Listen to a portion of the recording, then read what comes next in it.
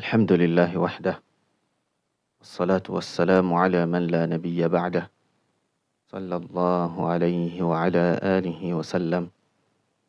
أما بعد، فاللهم لا علم لنا إلا ما علمتنا، إنك أنت العليم الحكيم.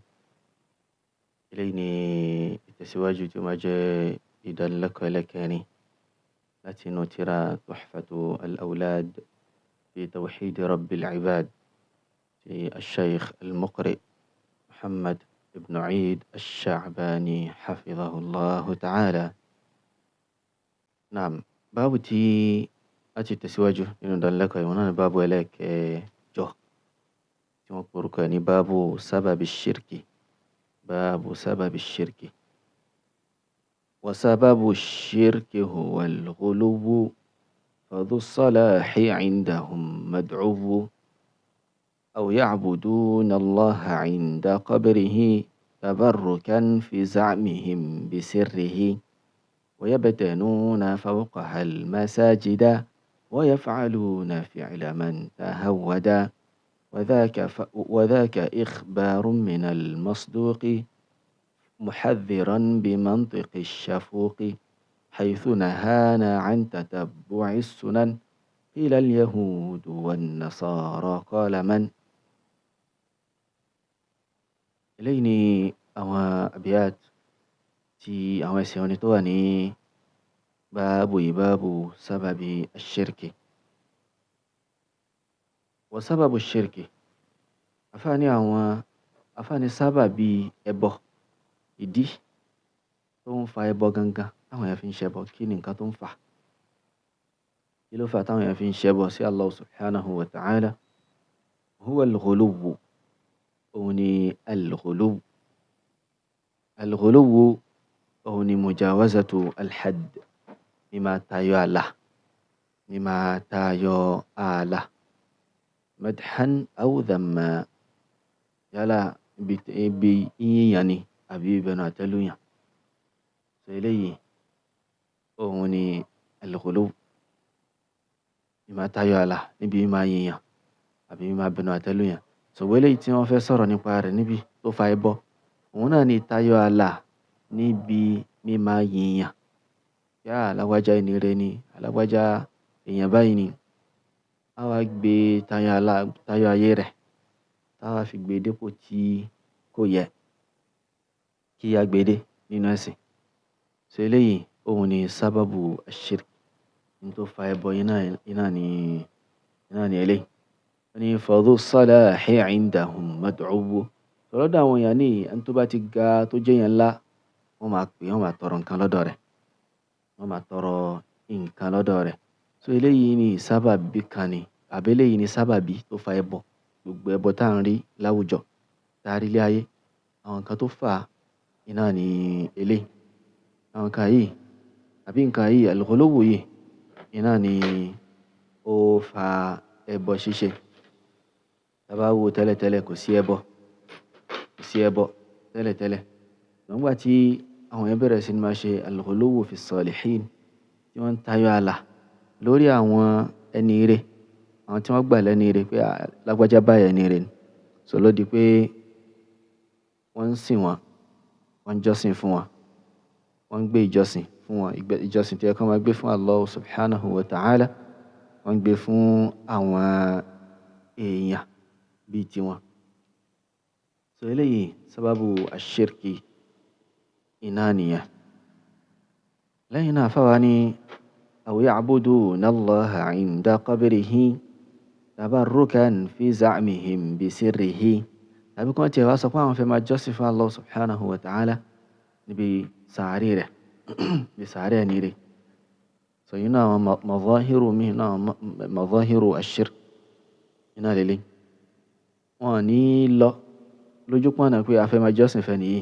ṣùgbọ́n tí wọ́n fi bẹ̀rẹ̀ òun ni pé a fẹ́ lọ ṣe tabarruku ń bẹ̀, a fẹ́ lọ fi ọlá ẹni tó wà nínú sàárè yìí, bóyá wòlíì kan ni, bóyá àfáà kan ni, a fẹ́ lọ fọlá rẹ̀ ṣàtẹ̀gùn lọ sọ́dọ̀ Allah subhanahu wa ta'ala. wọ́n lọ bí sàárè rẹ̀. ṣùgbọ́n tó bá padà yá, wọ́n padà máa pe òun náà, wọ́n padà máa pe inú àwọn ghuluw, inú àwọn àṣejù náà eléyìí á rí téèyàn bá kú bóyá ẹnìkan ló ní ilé kéwú kan, ẹnìkan ló ní ààyè kan, mọ́sálásí kan, wọ́n sin síwájú mọ́sálásí, wọ́n sin síbi kan ilé kéwú, wọ́n sin síbi kan ilé kéwú. Àwọn tó sin táwọn bá tiẹ̀ nírò àníyàn yẹn, tó bá padà yá, àwọn kan ó padà máa wá, wọ́n padà máa lọ ṣàdúrà ńbẹ̀, wọ́n máa ṣàdúrà ńbẹ̀. Gẹ́gẹ́ bá ṣe rí lọ́pọ̀lọpọ̀.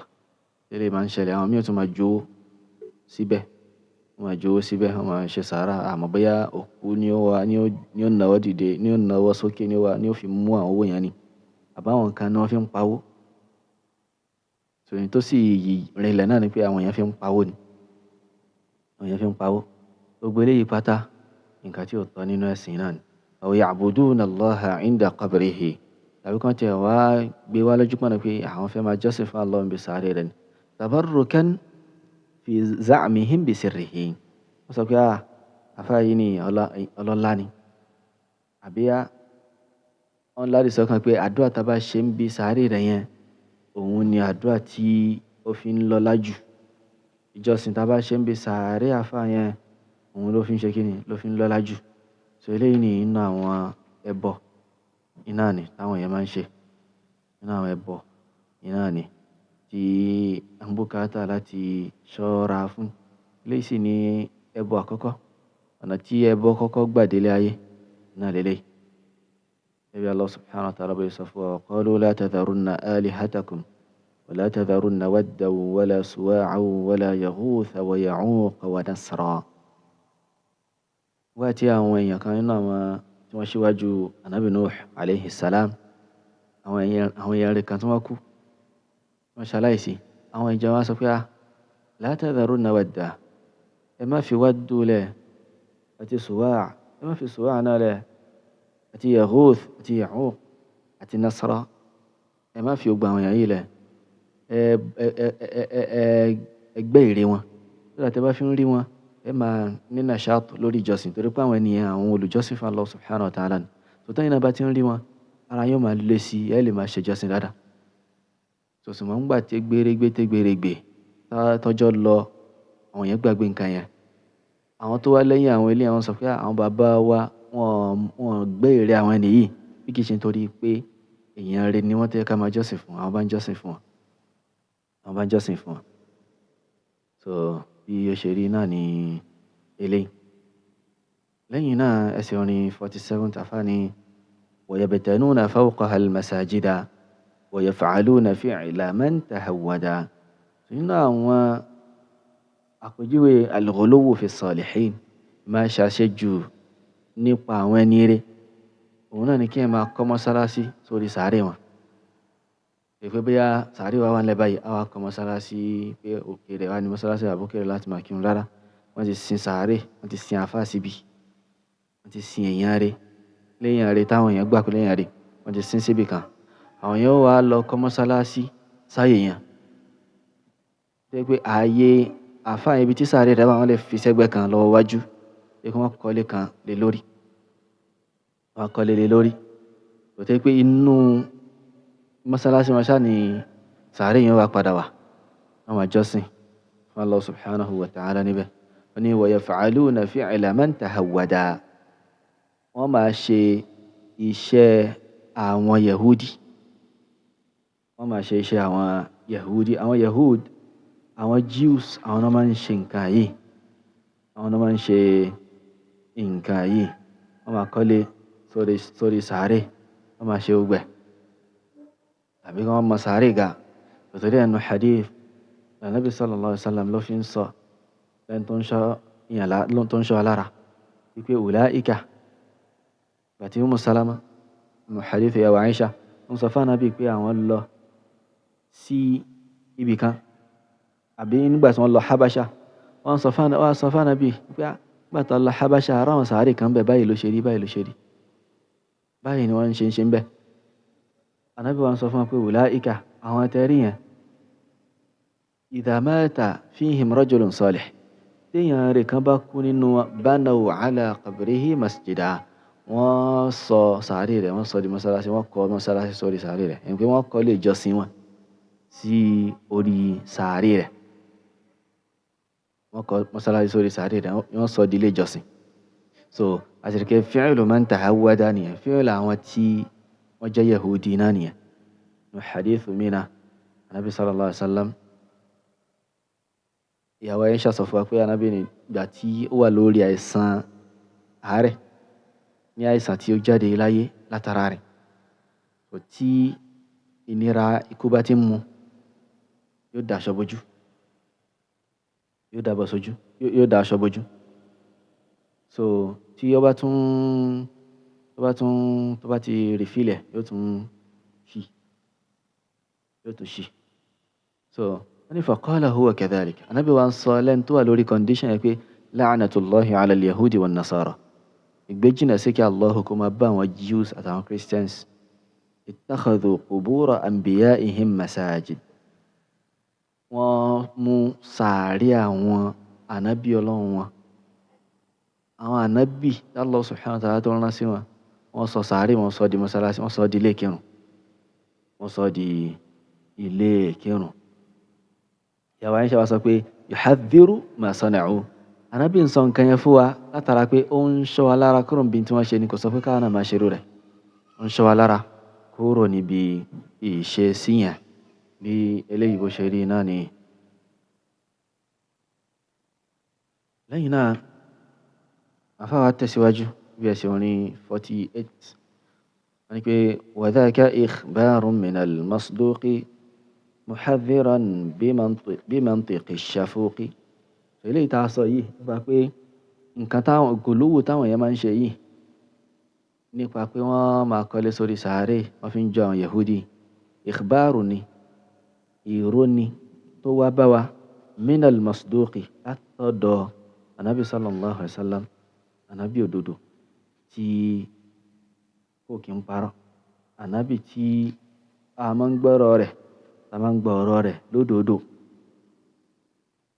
tòtẹ́ pé kí ìparọ́ òdodo ló mú wá fa látọ̀dọ̀ Allah subhanahu wa ta'ala tòun ló fún wa nírò nípa nǹkan yìí pé àwọn Yahud máa máa ṣe nǹkan yìí ó wá làánà wọn ó sì pèlè wọn ó sì sọ fún wa ṣọ alára kúrò bẹ́ẹ̀ muhadhiran ikhbarun min al-masduq ìró ni láti ọ̀dọ̀ al-masduq muhadhiran lẹ́nu tó ń ṣọ́ wa lára kúrò níbi nǹkan tí wọ́n ṣe bí mantiqi shafuqi pẹ̀lú ohùn pẹ̀lú gbólóhùn tí ó lẹ̀ pẹ̀lú gbólóhùn àánú pé ẹ má ṣe nǹkan yìí nǹkan tí ò dá iná làwọn ènìyàn ń ṣe èèyàn má kò sí ẹ má ṣe Ànábì sallallahu alaihi wasallam sọ fún wa bẹ́ẹ̀ ṣọ́ wa lára kúrò ń bẹ́ẹ̀ lẹ́yìn náà ó sọ ẹsẹ̀ orin eléyìí tí ó tẹ̀lé nọ́mbà 49 afani haythu nahana an tatabbu'i sunan qila al-yahudu wan-nasara qala man Ànábì sallallahu alaihi wasallam ó kọ̀ fún wa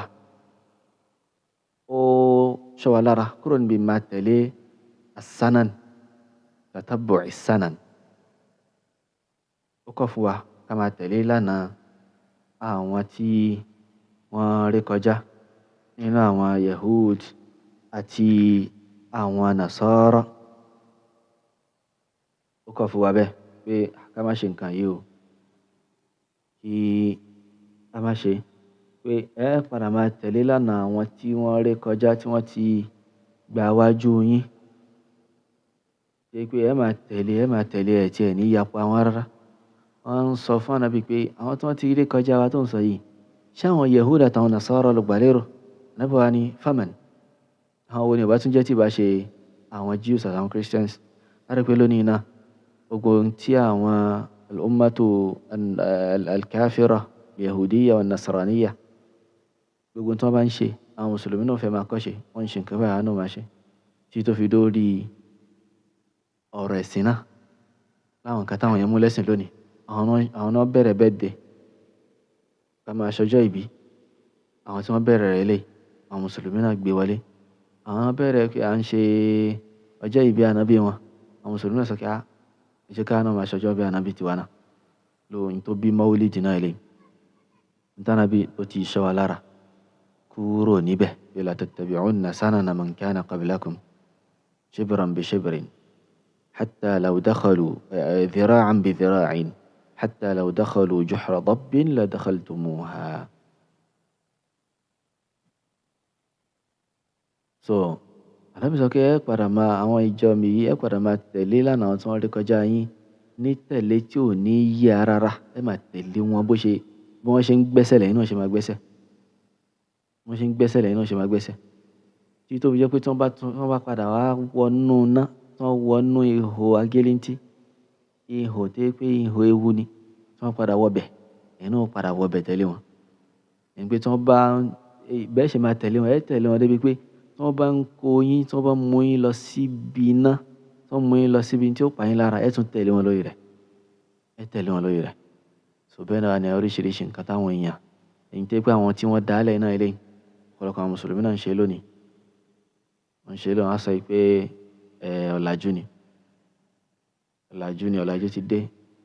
So ojú ti là àti bẹ́ẹ̀ bẹ́ẹ̀ lọ. Gbogbo àwọn eléyìí àwọn nǹkan tí ò tọ́ iná ni. Àwọn nǹkan tí ò tọ́ iná ni eléyìí.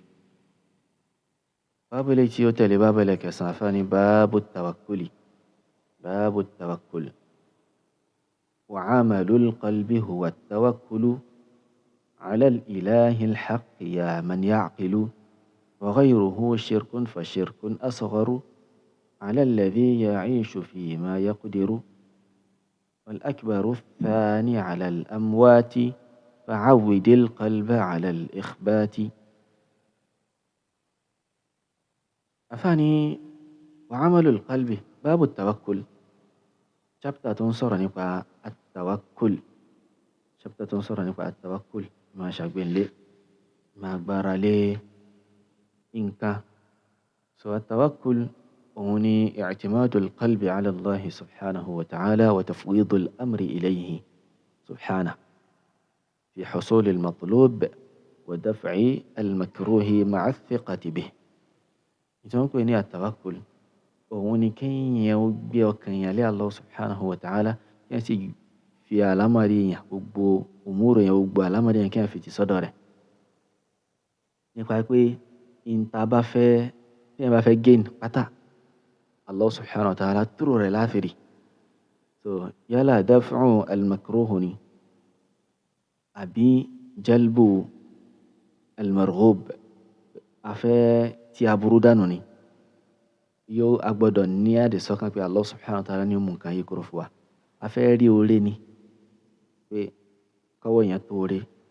Allah subhanahu wa ta'ala òun ni ọba tí ó máa ń ṣe nǹkan ìkọsẹ́lómi tó lè ṣe. Nígbà tí ní àdìsọ́kàn eléyìí, ìyẹn ti ní at-tawakkulu iná ní eléyìí. Afáwa ni wa amalul qalbi, iṣẹ́ ọkàn, huwa at-tawakkulu, òun ni at-tawakkulu. Iṣẹ́ ọkàn tá ń ṣe òun ni at-tawakkulu, pé ká ní kéèyàn gbára lé Allah subhanahu wa ta'ala, kéèyàn fi ọkàn rẹ̀ sọ́dọ̀ rẹ̀. Kéèyàn sì balẹ̀ pé gbogbo ohun tí ẹ̀ ń fẹ́ Allah subhanahu wa ta'ala yóò ṣe. Huwa at-tawakkulu ala al-ilahi al-haqqi. Òun ni kéèyàn, iṣẹ́ ọkàn ni kéèyàn gbára lé Allahu ọba òdodo. Ya man ya'qilu, mò ń pè rẹ̀ tó ní làákàyè. Nígbà ẹni tó ní làákàyè là ń bá sọ̀rọ̀ eléyìí. Ìṣe ẹni tí kò ní làákàyè. Gbogbo ẹni tó ní làákàyè ni ó gbọ́ ọ̀rọ̀ yíyẹ. Gbogbo ẹni tó ní làákàyè ló máa nígbàgbọ́ sí àlámọ̀rí báyìí pé èèyàn kì í gbára lé lómi tó yàtọ̀ sí Allahu subhanahu wa ta'ala. Kì í gbára lé ẹlòmíì tó yàtọ̀ sí Allah subhanahu wa ta'ala. At-tawakkul wá ní wá pé oríṣiríṣi. Kí ẹ gbára lé Allah subhanahu wa ta'ala nìkan ṣoṣo níbi wípé láti rí oore ayé, láti ti aburú dànù, Allah subhanahu wa ta'ala yóò ṣe fún yàn. Eléyìí ni tawakkulu tó lálàáfíà, òun sì ní ìjọsìn. Òun ni ìjọsìn. Kí ẹ wá gbé irú tawakkulu yìí kí ẹ máa ṣe fẹ́ lómi. Kí ẹ gbára lé lómi lọ́nà tí èèyàn gbà gbára lé Allah subhanahu wa ta'ala. Eléyìí ni ash-shirku. Òun ni ìṣẹbọ sí Allah subhanahu wa ta'ala. Inú ẹsẹ̀ orin number 51 àfáàní. Wa ghayruhu shirkun fa shirkun asgharu ala alladhi ya'ishu fi ma yaqdiru. Ó ní wa ghayruhu, kí ẹ wá gbára lé ẹni tó yàtọ̀ sí Allah subhanahu wa ta'ala, ẹni pé eléyìí tó yàtọ̀ sí tawakkulu yìí. Ìdàkejì rẹ̀ òun ni kí ẹ gbára lé tí ó yàtọ̀ sí nǹkan mi yàtọ̀ sí Allah subhanahu wa ta'ala, kí ẹ fọkàn, kí ẹ fara ti ẹlòmíì tó yàtọ̀ sí Allah subhanahu wa ta'ala. So wa ghayruhu, ní tó bá ti yàtọ̀ sí aláwọ̀kọ́ tá a sọ yẹn tí í ṣe ìgbára lé Allah subhanahu wa ta'ala ṣírkù iná ni òun ṣírkù iná ni eléyìí wọ́n ní fa ṣírkùn asgharu alákọ̀ọ́kọ́ nínú eléyìí tó wá jẹ́ ṣírkù yìí òun wá alákọ̀ọ́kọ́ ń bẹ òun ni ṣírkù asghar òun eléyìí tó jẹ́ ṣírkùn asghar so eléyìí ni nínú ṣírkù asghar náà ni eléyìí wọ́n ní pé ala alladhi ya'ishu fi ma yaqdiru wọ́n ní kí ẹ gbára léèyàn tó ń sẹ̀mí alhayyu alhadir ẹnìkan ó ń sẹ̀mí ó sì present iṣẹ́ tí ó síbi táwà iṣẹ́ tí ó táà ní access sí ká gbára lé ń tọ̀hún wípé inshallah ìjẹ̀mú wa ọ̀dọ̀ tí ó ti máa wá iná ilé ká fọkàn sọ́dọ̀ rẹ̀ pé ẹni yìí ni tó bá ti wà màmá jẹ màmá yó tí ó bá ti sí ebi dé nìyẹn so àríkò agbára ló ń tọ̀hún níbi tẹ́nìyẹn lágbára lórí rẹ̀ ẹnìyẹn lágbára ń tòótọ́ láti bọ́ wa ó sì lówó ó sì ń ṣe nǹkan yẹn fún wa àwa ti gbọ́kàn sọ́dọ̀ rẹ̀ pé tẹ́ni yìí bá fi lè kú aláàánú mi lọ nìyẹn o àti gbogbo àwọn gbólóhùn táwọn yẹn máa ń sọ so eléyìí ni ṣírkù asghari náà ó máa ń dín tawhid yẹn ó máa ń dínkù náà òbí kí n sọ pé tawakkaltu ala Allahi wa alayka amúgbára lé Allah mo sì gbára lé wa náà mo gbára lé Allah mo gbára lé wa náà so eléyìí kò tọ́ bákan náà tí ẹ bá sọ pé tawakkaltu ala Allahi thumma alayka mo gbára lé Allah lẹ́yìn náà mo gbára lé wa náà òun náà tọ́ torí pé àtàwákùl ni kò tọ́ ká ṣe fẹ́ni kankan tó yàtọ̀ sí Allah subhanahu wa ta'ala in tó tọ́ láti sọ ní pé kí n tawakkaltu ala Allahi wahdah mo gbára lé Allah subhanahu wa ta'ala nìkan ṣoṣo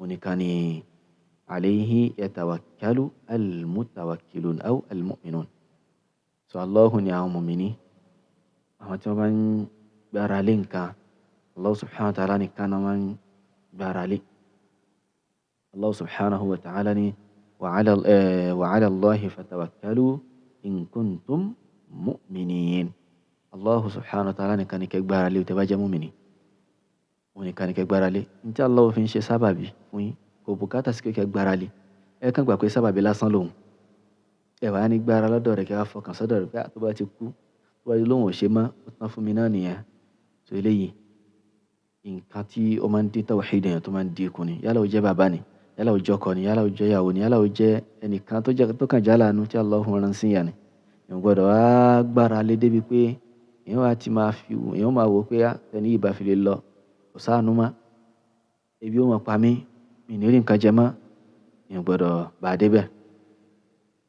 ẹlẹ́ẹ̀kejì nínú ẹsẹ̀ orin 52 afáàní wal akbaru thani ala al amwati fa'awwidil qalba ala al ikhbati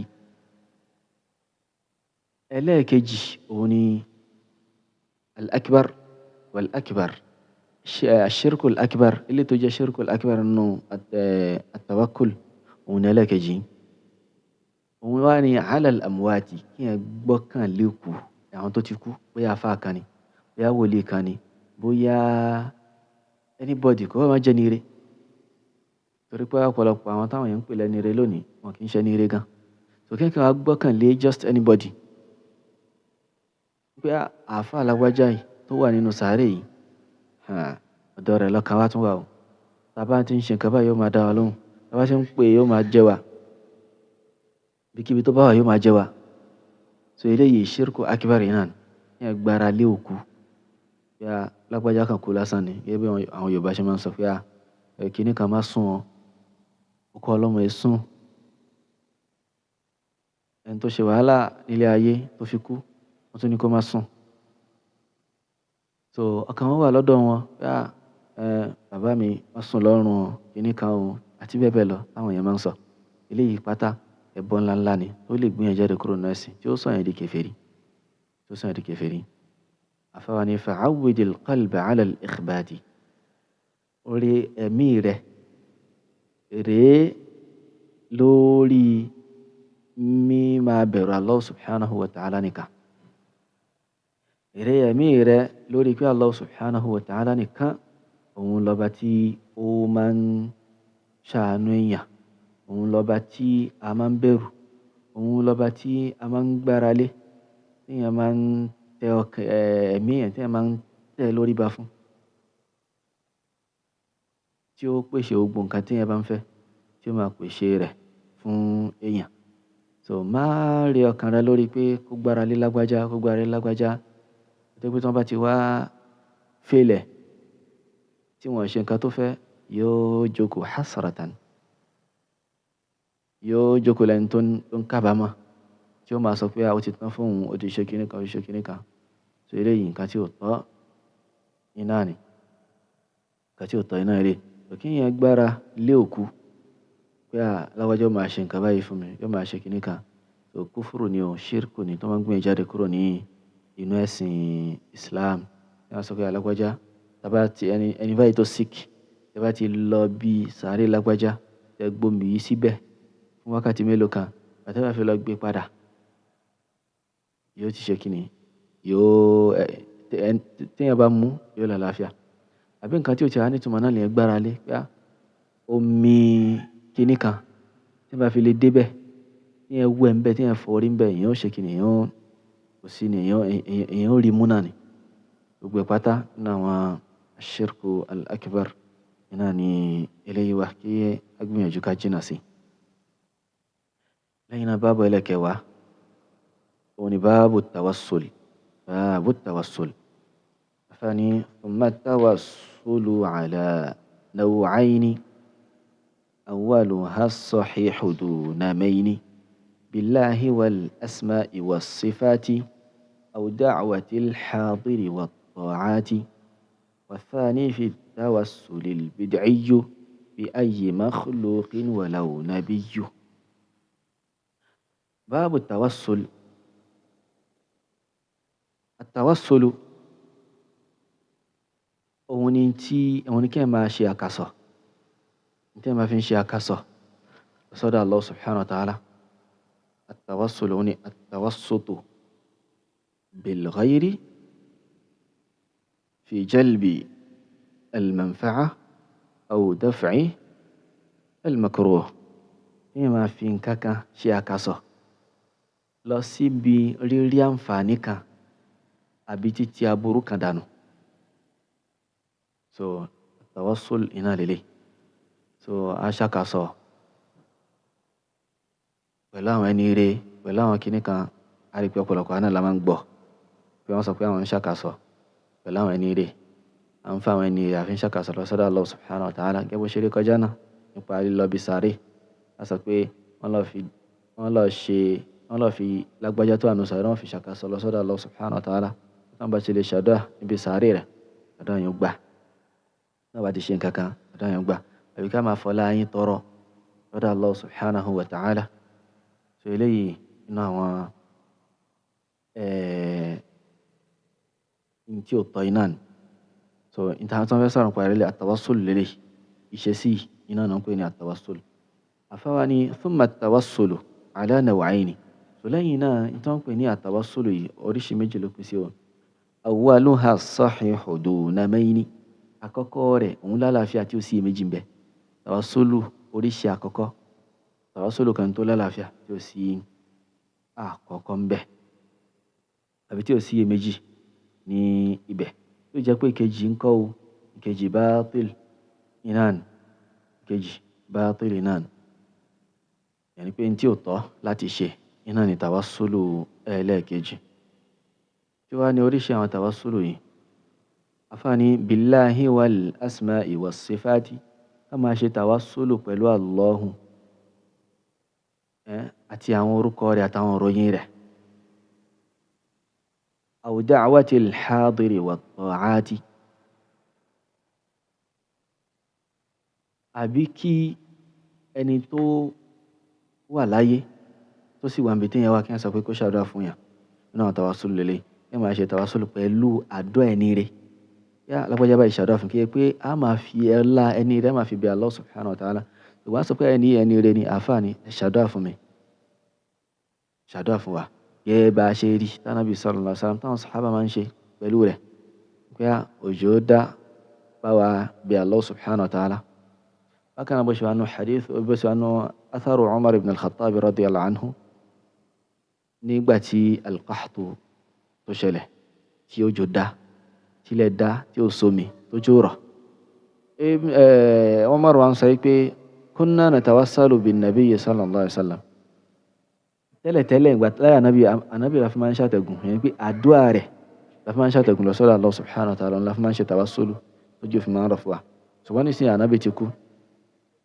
So nísìnyí báyìí Al-Abbas tó jẹ́ ń kó ànábì la fi máa ṣe tawassulu báyìí ó wá sọ fún pé dìde kó ṣàdúrà fún wa.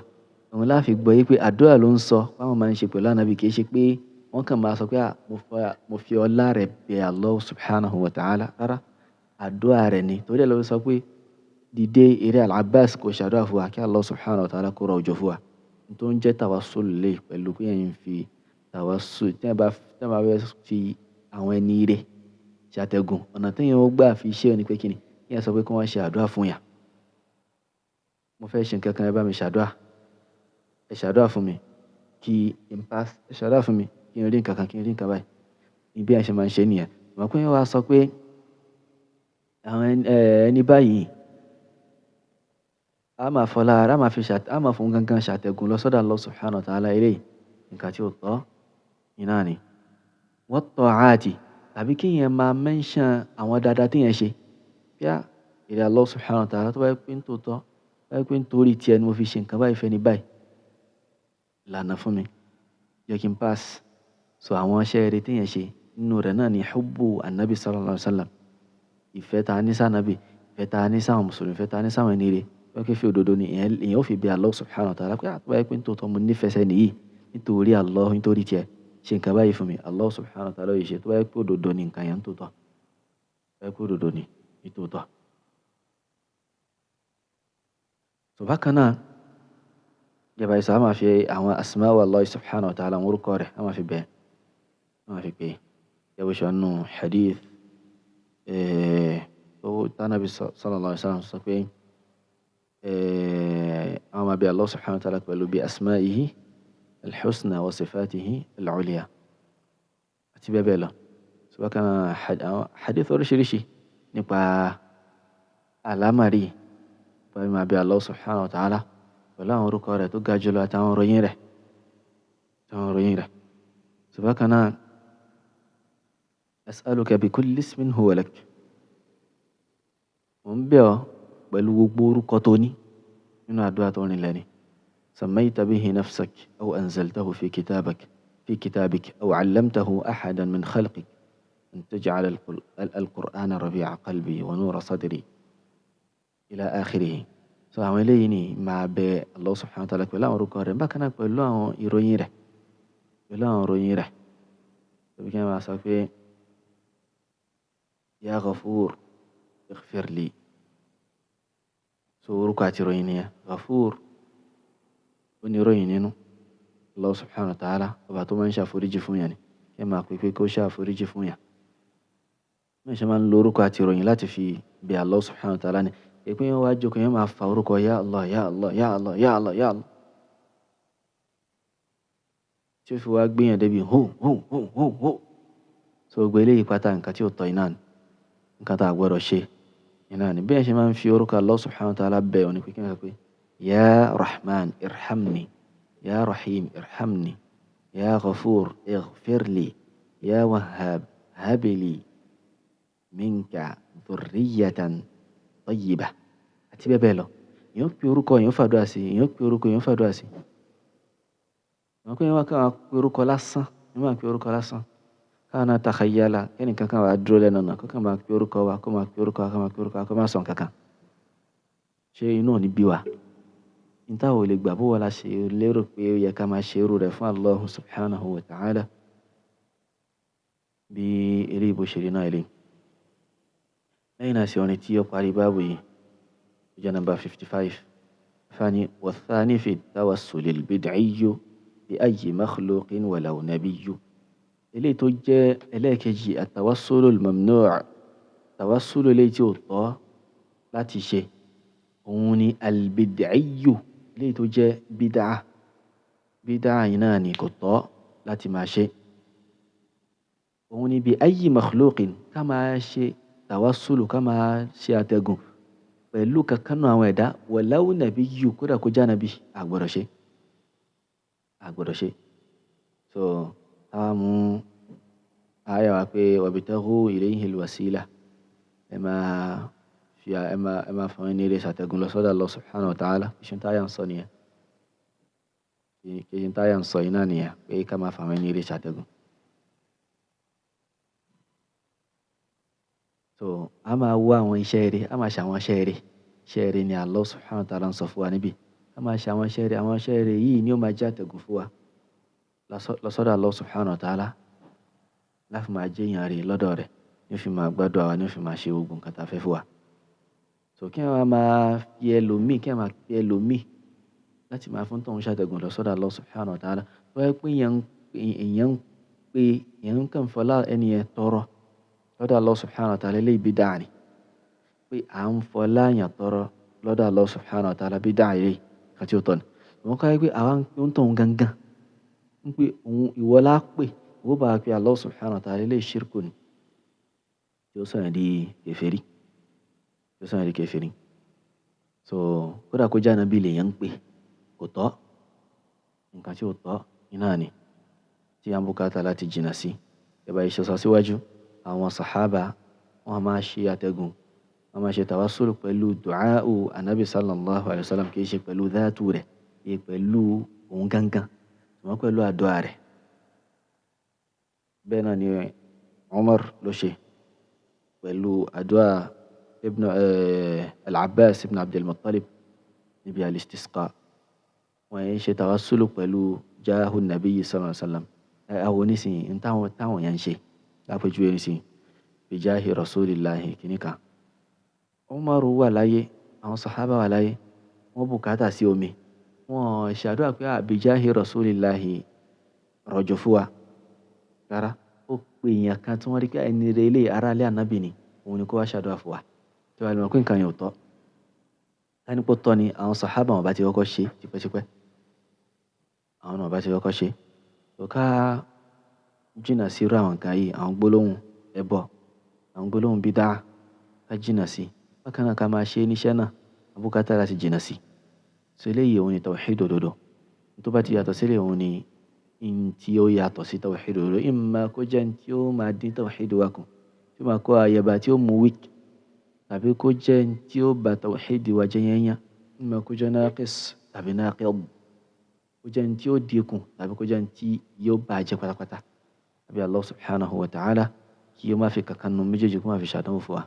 Ó ṣe wá ní muwahhid, in tí ó dúró lórí tawhid Allah subhanahu wa ta'ala bí ó ṣe tọ́ àti bí ó ṣe yẹ. هذا والله تعالى أعلى وأعلم.